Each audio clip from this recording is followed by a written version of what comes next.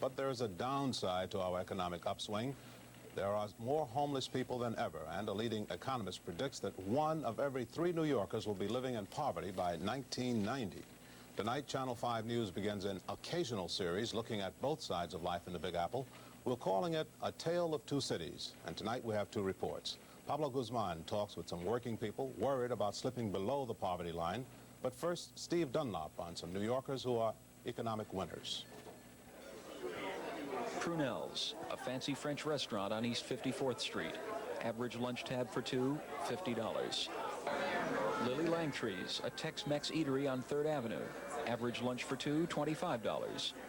These places have more in common than you would think. In both, we found New York's haves, successful businessmen and women, most of whom openly admit that life's been good, especially lately. The market's up, interest rates are down. I'm very pleased with the Republican administration. As a group, these people do have economic concerns, but most of the concerns are the kind the poor will never have to confront. Instead, they deal with the rising cost of everything in their slice of Manhattan. I'm finding it very hard to afford my apartment, and I'd like to move out and get a 1-bedroom, and I can't afford to do it. I have an apartment and a car. If you live in Manhattan, it's almost impossible. You can't have 2, because if you have a car, you have to pay a rent for it.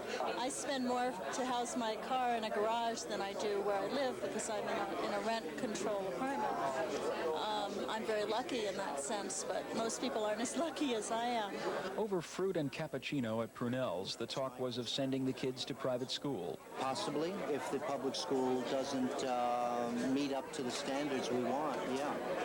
At Langtree's, others spoke of life's amenities. My concerns are naturally for those creature comforts that I've learned to appreciate within the past 5-10 years.